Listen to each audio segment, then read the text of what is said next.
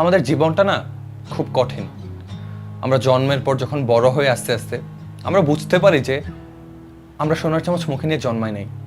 আমাদের না আছে কোনো স্টেটাস, আমাদের না আছে বাবার বিঘা বিঘা জমি, আমাদের না আছে অনেক কিছুই। সো যখন এইসব জিনিসের মধ্যে দিয়ে আমরা বড় হই, আমরা আসলে বুঝতে পারি যে মানুষ আমাদেরকে কোনো রেসপেক্ট করে না, মানুষ আমাদেরকে তুচ্ছতা ছিল করতেও বিন্দুমাত্র ভাবে না।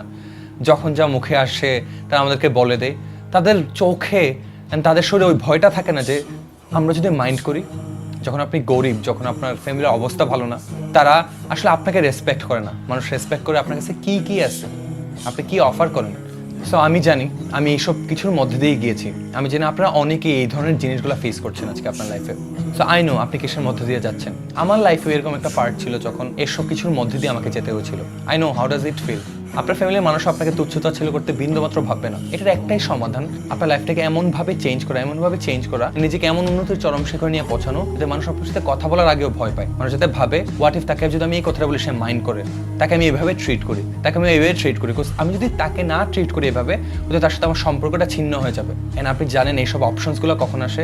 যার কাছে টাকা আছে। তার কাছে অনেক অপশনস আছে। এন্ড মানুষ যার কাছে অপশনস আছে তাকে বারবার চুজ করে। This is the reality of the society.